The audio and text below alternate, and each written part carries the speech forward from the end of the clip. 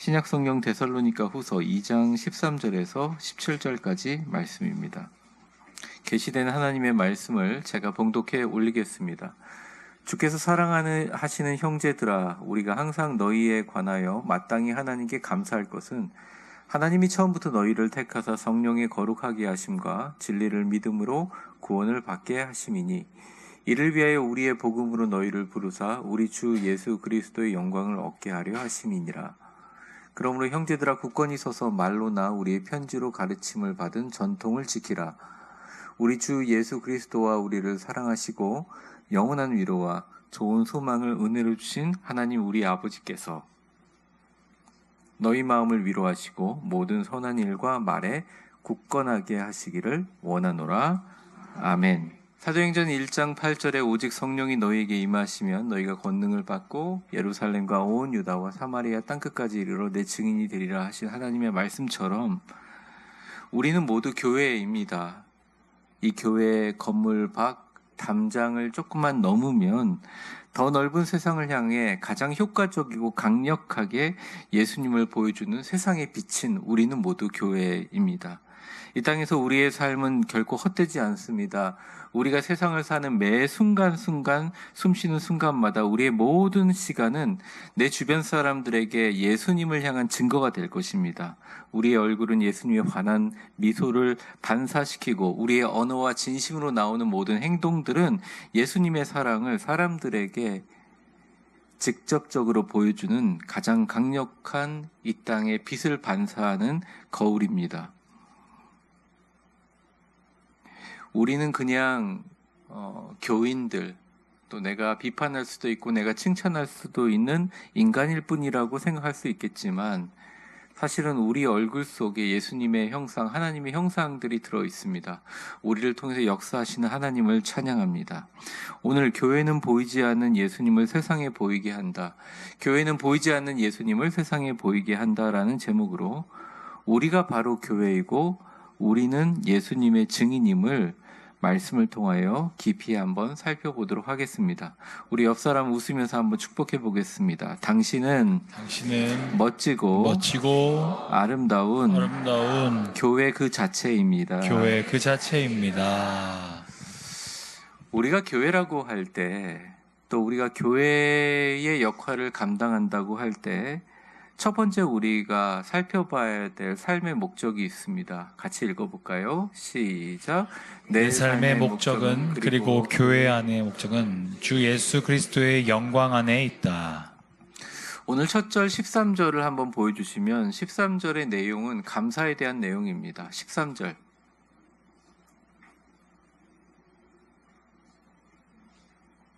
네, 나올 때까지 좀 기다립시다.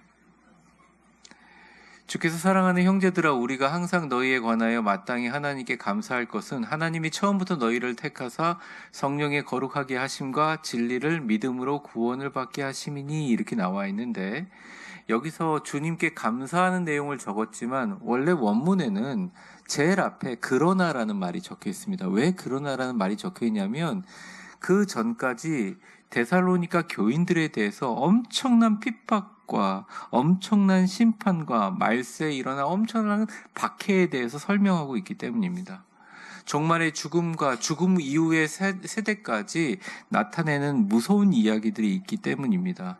그런데 그럼에도 불구하고 그러나 주께서 사랑하는 형제들, 너희가 항상 하나님께 감사할 이유가 있다. 그것은 바로 하나님께서 처음부터 너희를 택하사 성령의 거룩하게 하심과 진리를 믿음으로 구원을 받게 하셨다는 것입니다. 우리가 하나님께 가장 감사할 것이 뭐가 있을까요? 멀쩡하게 살아있는 것, 물론 감사합니다. 또 내가 별다른 어려움 없이 사는 것 감사합니다. 자녀들이 건강한 것 감사해요. 그런데 우리의 가장 근원적인 감사는 뭐냐면 하나님이 우리를 이 자리에 택해 주신 것입니다. 절대 하나님이 하시지 않으면 이 자리에 올 수가 없습니다. 그 어떤 사람도, 그 어떤 노력도 아무리 노력해도 예수님을 믿기 어려운 상황들을 만드는 곳에서 하나님께서 그 사람의 택함을 취소해 버린다면 우리는 이 자리에 있을 수가 없습니다. 우리를 부르신 분은 주님이시기 때문입니다. 그러니까 데살로니가 성도들이 너무너무 고통 가운데 어려움에 있었고 엄청난 핍박을 받았어요. 여러분, 이 초대교회도 초기, 중기, 후기, 말기가 있는데 초기에 신앙을 가졌던 초대교인들의 박해는 무려 말할 수가 없었습니다. 왜냐하면 예수님이 돌아가시고 나서 승천하시고 나서 얼마 되지 않아서 엄청난 박해가 일어났기 때문에 사람들이 세상으로 흩어졌고, 당시에 로마 제국을 이끌고 있는 황제들은 소위 폭군이었고 너무너무 잔인한 방법으로 크리스찬들을 살해하고 감금하고 그들을 정말 너무 본보기 보이듯이 악한 일을 했습니다. 많은 사람들이 그게 드라마나 영화에 나오는 이야기라고 생각하는데 실제로 벌어진 일들이 참 많죠. 예를 들어 이런 겁니다. 크리스찬들을 잡아서 짐승들의 먹이가 되고 원형 경기장에서 검투사들과 짐승들과의 싸움을 통해서 희생시키는 잔인한 놀이들은 그렇다 치더라도 크리스찬을 잡아서 그 숫자가 너무 많은 경우에는, 짐승의 숫자가 적고 사람들이 많으면 그 사람들을 그대로 산채로 불태워서 장대를 세워놓습니다. 길마다. 그래서 그 시체에 타는 불로써 어두운 밤거리를 비추는 가로등이 되게 만들어 버립니다. 이게 우리가 보는 HBO 드라마 왕자의 게임에서 나오는 게 아니라 실제로 당시에 로마에서 크리스찬들을 그런 식으로 니네가 빛이라면 그걸 불태워버리는 그런 엄청난 박해 가운데서도 그들이 감사하는 이유는 뭐냐면, 그런 박해를 당하는 가운데서도 하나님이 우리를 택해 주셔서 구원해 주셨다는 것입니다. 구원이라는 것은 우리가 천국에 가는 것도 의미하지만 더 중요한 것은 주님이 나를 택해 주셨다는 거죠. 주님이 나를 택해 주셨다는 거예요. 그래서 구원에는 철저하게 우리의 공로가 없습니다. 여러분들이 위대한 교회, 위대한 하루를 전하기도 하고 누군가의 도움을 받아서 이 자리에 나오시기도 하고 엄마 뱃속서부터 복음을 듣었다고 하더라도 2부 예배에 나와서 참석하게 되는 이 모든 행위는 하나님의 철저한 은혜, 우리를 진짜 호출하실 뿐만 아니라 번쩍 들어 이 자리에 옮겨 놓으신 것입니다. 우리 옆 사람에게 한번 축복해 보겠습니다. 웃으면서. 당신을 이 자리에 부르신 분은 주님이십니다. 그래서 우리는 사실은 우리에게 주어지는 이 순간에 수많은 불평 불만할 것도 있고 여러 가지 어려움들이 있지만, 그래도 우리 안에 있는 가장 큰 감사는 하나님이 우리를 택해 주시다는 것입니다. 근데 그게 어떤 경로냐? 14절에 보면 이렇게 나와 있습니다. 14절 같이 읽어볼까요? 14절 같이 시작. 이를 위하여 우리의 복음으로 너희를 부르사 우리 주 예수 그리스도의 영광을. 여기 보면 복음으로 너희를 부르신 거죠. 근데 목적이 분명해요. 뭐라고요? 우리 주 예수 그리스도의 영광을 얻게 하려 함이다. 저와 여러분들은 부르심 받은 목적이 분명히 있어요. 그것은 뭐냐? 바로 예수님 안에 있는 영광을 드러내기 위해서 보여준 것입니다. 우리가 영광을 체험하고 또 영광을 다른 사람에게 나누고 우리의 삶을 통해서 세상 사람들에게 예수님의 영광을 보여주기 위해서 있는 거예요. 그래서 크리스찬의 삶에는 1초도 버릴 것이 없어요. 내가 하는 생각, 내가 가지고 있는 건강, 내가 다른 사람에게 보여주는 얼굴의 표정빛, 내가 하는 행동, 내가 하는 것으로 인해서 사람들이 받는 영향 모두 다 어디로 귀결되느냐? 우리의 삶은 그리스도의 영광을 참여하고 경험하고 이 영광을 세상에 드러나게 하는 것입니다. 그래서 우리를 통해서 예수님이 더 부각되고 존귀와 찬송이 되게 만든다는 거예요. 지난주인지 지지난주인지 제가 이렇게 노회로 가면서 주차를 하려고 하는데 그 좁은 골목이거든요. 그런데 한 차가 주차를 못하고 앞으로 갔다 뒤로 갔다 계속 그러고 있는 거예요. 한 1, 2분이면 주차를 하겠지. 근데 이게 3분이 넘어가고 4분이 넘어가니까 저도 너무 화가 나고, 뒤에 있는 차들은 다 뒤로 막 후진하더니 유턴해가지고 다른 길로 가버리고 난리가 나 빵빵빵 하면서 막. 그런데 차 뒷모습을 딱 보니까 뒤에다 뭐라고 했냐, 파란색 차였는데 왕초보 좀 봐주세요 라고 하면서 밑에 오늘 첫 운전입니다 이렇게 크게 붙여놨어요. 그래서 제가 오늘 첫 운전인데. 그런데 제가 사실은 거기 목사님들 막 주차하는데 주차 자리가 몇 군데 없어서 거기서 시간을 끌면 저는 뺑뺑 돌아야 되거든요. 5분을 넘어가니까 뭐 되겠지 그런데 이제 결국 탁 주차를 했어요. 하니까 이제 말없이 뒤에서 기다리니까 그 옆좌석에 있는 여자 어르신이 나오셔서 인사를 이렇게 하더라고요. 감사하다고. 저 생각은 인사하지 말고 빨리 좀 그래서 이제 주차를 하고 회의를 마치고 점심을 시키는데 이제 평생 못 만날 거라 생각했는데 점심을 시키는데 저희 노회에서 목사님들이 점심을 시키는데 그 점심을 배달해 오는 식당 가게의 주인이 그 여자분이셨어요. 그래서 제가 저번 교회 다녀요? 그러니까 안 다닌대요. 그래서 제가 교회 좀 오시죠? 그랬더니 이분이 원래 네 이렇게 하다가 저를 딱 보더니 깜짝 놀라서 예 이러고 가더라고요. 전도가 됐는지 안 됐는지 잘 모르겠어요. 근데 많은 분들이 막 주님의 복음의 영광의 빛을 해야 된다면 막 파리 올림픽 가서 금메달 따고 금메달 막 들면서 난 주님의 영광이 되길 바랍니다. 이런 거를 자꾸 상상하시는데 사실은 우리 주변에 여러분들이 지나가는 곳에 어둠이 있는 곳에 빛이 되면 됩니다. 좀 친절하면 안 되나 싶습니다. 사실 그게 뭐가 어렵나 싶은데 좀 화가 나면 그렇게 순하고 좋은 분들도 막 전화기다 대고 막 하시더라고요. 엘리베이터 타는데 제가 오고 가면서 이 사람은 얼마나 이렇게 사람이 인상도 좋고 이렇게 친절하게 인사도 잘하나 그러는데 뭐 택배 물건이 잘못 왔나 봐요. 11층에서 지하 1층까지 내려가는데 막 얘기하는 걸 들으면서 참 분노가 많구나, 화가 많구나. 그래서 일종의 우리 대한민국 분들에게는 굉장히 많은 피해가 있습니다.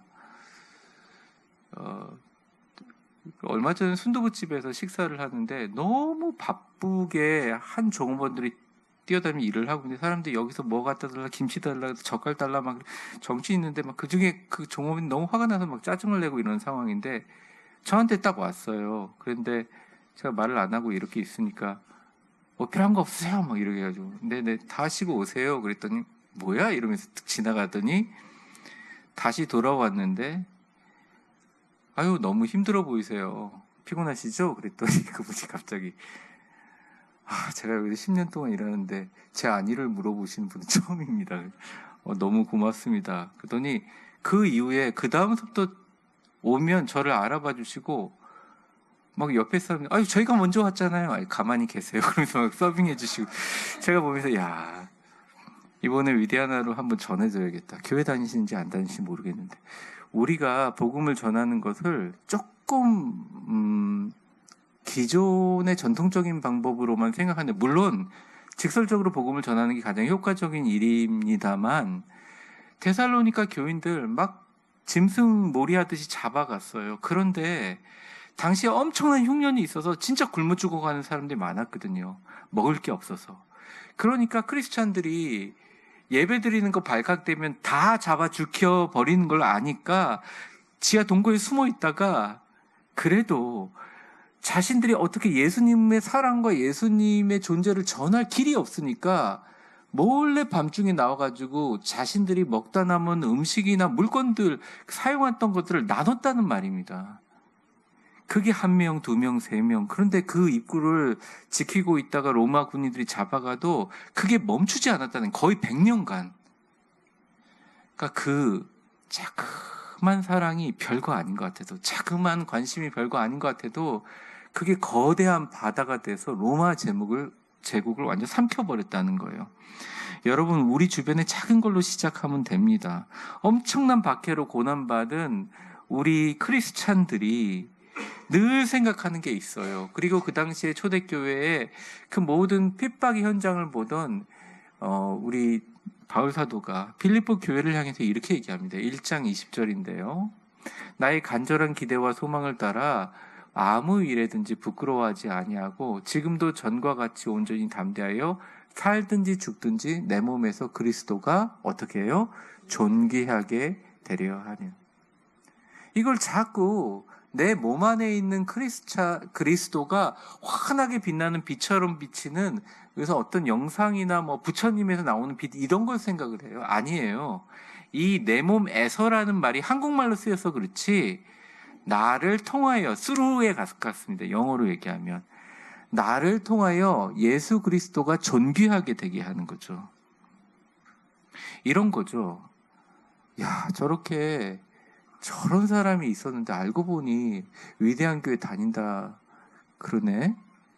아니, 내가 20년간 알고 지냈는데 이 사람은 절대 내가 마음을 줄 만한 진짜 유일한 사람이야. 근데 이 사람이 어느 날 나한테 위대한 하루를 갖다 주네. 그 사람 삶 자체가 빛이 되는 거예요. 여러분들은 할 수 있습니다. 모든 삶과 데살로니가 교인처럼 그리스도의 삶의 복음의 전파를 위하여 그들의 모든 삶의 이유는 예수님이었어요. 순교와 희생과 구제와 전도의 이유는 예수님의 영광 안에서 살기 위함입니다. 여러분, 그래서 우리가 이제는 좀 바꿔야 돼요. 예수님의 영광을 위해서 산다 그러면 너무 부담이 되지만, 우리가 예수님의 영광을 비치는 반사체라고 생각한다면 우리는 그냥 예수님의 영광 안에 살면 됩니다.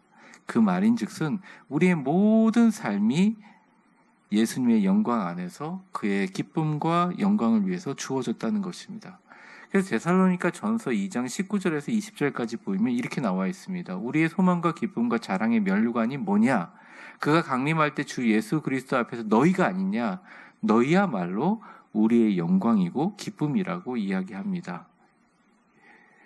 사랑하는 성도 여러분, 옆 사람에게 한번 축복해 보겠습니다. 이제 예배 끝나고 파송될 텐데 이렇게 축복해 봅니다. 당신이야말로 예수님의 영광과 기쁨입니다.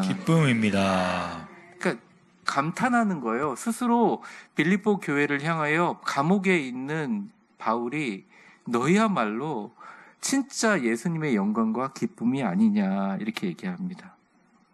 그럼 우리가 어떤 방법으로 해야 되느냐? 두 번째입니다. 같이 한번 읽어볼게요. 시작. 우리의 마음과 선행과 언어가 예수님의 위로와 소망을 세상에 보여준다.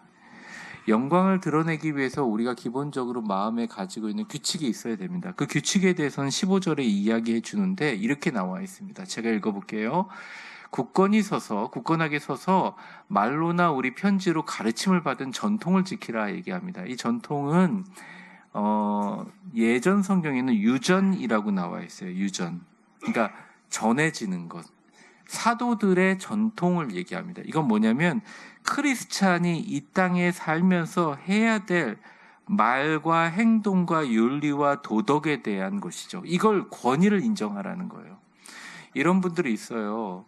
내가 예수 믿고 구원받는데, 그리고 요즘 세상에 내가 좀 드세지 않으면 밟히는 세상에 내가 어느 정도 이 세상 살면서 이렇게 처세도 익히고 이만큼 살았는데 원수까지 사랑하라고 해서 진짜 사랑해야 되는 거예요? 그리고 우리가 손해봐야 되는 거예요? 진짜 손해 아닙니까? 그렇게 해서 하나님이 돌봐주세요? 이렇게 반문하시는 분들이 많이 계십니다. 그런데 세상 사람들이 되게 많은 걸 볼 것 같죠. 요즘에 MZ세대를 지나서 이제는 Z와 알파를 합친 잘파 세대가 등장했습니다. 잘파 세대가 어떤 세대인 줄 아세요? 30초만 설명드릴게요. 잘파 세대는 명품을 사는데 전혀 부끄러워하지 않아요. 부모님 집에 얹혀 사는 걸 당연히 생각합니다. 부모님 것도 내 거, 내 것도 내 거. 그래서 가장 많은 명품을 소비하는 세대가 잘파 세대예요. 20대 중반까지 세대예요. 근데 그 친구들은 하나님을 믿긴 하지만 또 어른들이 얘기를 해도 얘기를 들어주는 거지, 그 얘기를 통해서 감명을 받아서 삶을 바꾸려고 하지 않습니다. 너무나 존경받고 토론의 문화에서 자라나서 전 세계에도 어디도 없는 잘파 세대가 지금 오고 있습니다. 그런 사람들에게 복음을 전한다는 것, 그리고 그런 친구들이 이제 복음의 일꾼으로 쓰임받게 된다는 것은 우리가 기존에 가지고 있는 생각과 관념으로는 되지 않는다는 거예요. 그것은 바로 그들에게 정확한 룰과 규칙을 말이 아니라 삶으로 보여줄 수밖에 없다는 거예요. 엄마가 뭘 사줬는데 애들이 감사를 하지 않아요. 그래서 너무 속상해서 하나님께 기도했답니다. 하나님, 왜 얘가 그렇게 사줬는데 자꾸 감사를 하지 않나요? 생각해 보니까 엄마가 택배 아저씨들 택배 받을 때나 마트에 가가지고 얘기할 때 감사합니다라는 말을 한 번도 들은 적이 없다는 거예요. 그게 제일 중요한 게 우리가 작은 예수가 되어 우리 스스로 말과 선한 행동으로 꼭 전도라는 방향을 쓰지 않더라도 우리가 그렇게 하면 그것 자체가 진짜 깊은 씨앗이 되고 놀라운 씨앗이 되어 하나님이 우리에게 주시고자 하는 축복과 바라시는 목적을 위해 우리의 마음과 선행과 언행을 다 사용하신다는 거예요. 16절을 한번 보겠습니다. 16절에 이렇게 나와 있습니다. 같이 읽어볼게요. 시작. 우리 주 예수 그리스도와 우리를 사랑하시고 영원한 위로와 좋은 소망을 은혜로 주신 하나님 우리 아버지께서 성부와 성자와 성령 하나님께서 우리에게 주고자 하는 축복과 목적을 위해서 무엇을 사용하시느냐? 17절 마지막 절입니다. 읽겠습니다. 시작. 너희 마음을 위로하시고 모든 선한 일과 말에 굳건하게 하시기를 원하노라. 그러니까 자꾸 실망하고 넘어지지 말라는 거예요. 이런 사람 저런 사람 있지만 내가 선한 말로 귀한 행동으로 했는데 돌아오는 것이 오히려 핍박과 고통이라면 절망하고 낙심하지 말고 그 선한 말과 행동을 끝까지 지키며 굳건하게 하기를 우리 하나님이 원하고 계시다는 거예요. 왠지 어차피 여러분의 작은 여러분이라는 교회가 등불이 되어 세상을 밝히고 또 세상을 복음의 불길로 불태우게 하는 놀라운 능력이 여러분 안에 있다는 것을 말하는 것입니다. 1887년에 태어난 윌리엄 보덴이라는 사람이 있습니다. 그 사람은 엄청난 부잣집 아들이었어요. 그 농장을 소유한 대부호의 도련님이었는데 세상에 1887년에 그것도 부모와 동행한 것도 아닌 일개 고등학생이 하인들과 배를 동행해서 전 세계를 여행하는 여행을 하게 됩니다. 혼자서 아시아, 중동, 아프리카를 다니면서 정말 좋고 희한하고 놀라운 것들을 보여주기 위해서 그 억만장자인 부모님이 그 일을 했는데 사실은 그 윌리엄 보덴은 거기서 아시아와 특별히 중동과 아프리카에 있는 헐벗고 고통당하는 사람들을 보면서 하나님께 이렇게 기도했다 그럽니다. 주님, 저는 평생 예수님의 사랑을 실천하는데 최선을 다하고 평생을 바치겠습니다. 그러면서 자신이 읽고 있는 성경 안쪽에다가 No Reserve라고 썼다는 거예요. Reservation이라는 말이 예약이라는 뜻이잖아요. 남기다, 보존하다라는 뜻이잖아요. No reserve는 아무것도 남기지 않겠다라고 썼다는 거죠. 그리고 그가 예일대를 졸업했을 때 수많은 기업에서 그를 채용하려고 노력했는데 다 거절하고 프린스턴 신학교에 입학했습니다. 그리고 신학교에 입학하자마자 부모님이 그에게 막대한 유산을 양속해 줬는데 그가 이슬람 선교를 위해서 모두 다 하나님께 바쳐버렸어요. 주변 사람 다 놀랐죠. 심지어 그가 타고 있는 차돌도 바쳐버렸습니다. 그리고 검소하게 생활을 했어요. 그러고 나서 그가 대학을 졸업하고 얘기합니다. 나는 이집트 선교를 가겠다. 이집트에 있는 이슬람 사람들을 위해서 구원하러 가겠다. 사람들이 다 말립니다. 왜 사서 고생하느냐, 죽는다. 그러니까 그가 성경 표지에 한마디를 더 적었습니다. 그것이 바로 No retreat. 리트릿이 후회하다라는, 뒤로 물러선다, 되돌아선다, 되돌아서지 않겠다라고 씁니다. 그리고 그가 그걸 쓰고 나서 바로 사역하러 이집트에 가서 사역한 지 4달 만에 뇌수막염에 걸리게 되죠. 그리고 발병한 지 1달 만에 그곳에서 세상을 떠납니다. 아직도 이집트 카이로에 그의 비문이 있습니다. 너무 허무하고 너무 안타까운 죽음이었습니다. 그런데 그가 죽음이 다가오는 걸 느끼고 그가 성경의 마지막 한 구절을 씁니다. 그것이 바로 No regret. 절대 후회하지 않겠다. 그리고 그가 마지막 힘을 다해서 그의 유서에 자신이 평생을 성경에 썼던 3가지 구절을 씁니다. No reserve, no retreat, no regret. 절대 남김없이, 절대 후퇴함 없이, 절대 후회만 없이 라고 딱 썼어요. 그리고 이제 하나님 곁으로 갔죠. 어떻게 보면 26살, 지금 보면 애들이 있잖아요. 26살이면 26살에 그렇게 카이로에서 죽은 윌리엄 보덴의 인생이 너무 헛되고 어떻게 보면 너무 젊음과 재능의 낭비라고 생각할 수 있지만 그의 인생은 절대 헛되지 않았습니다. 지금도 매년 몇 천만 명씩 그리고 2억에 가까운 중국의 이슬람 교인들이 있습니다. 근데 그 이슬람 교인들에게 가장 강력하게 복음을 전하는 단체가 바로 그 윌리엄 보덴을 기념하면서 세운 교회라는 거죠. 중국 란추에서는 그를 기념하며 다시 교회를 세우고 있고, 중국 무슬림들은 그 병원을 통해서 치료받으면서 하나님의 사랑을 믿고 예수 그리스도를 영접하는 위대한 역사가 일어나게 된다는 것입니다.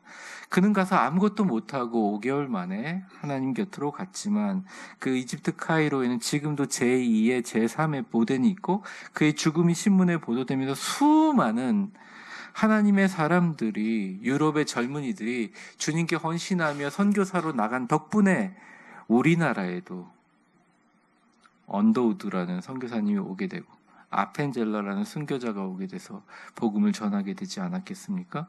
그가 지금도 있는 이집트 카이로 비문에는 그의 출생과 사망 연도가 적혀 있고 이렇게 적혀 있습니다. 그리스도에 대한 믿음을 떠나서는 그의 삶을 도저히 설명할 길이 없다 라고 쓰여 있습니다. 사랑하는 성도 여러분, 말씀을 정리하려고 합니다. 많은 사람들이 인생을 살아가면서 왜 인생을 힘들게 살고 건강이 좋지 않느냐 고민을 되게 많이 합니다.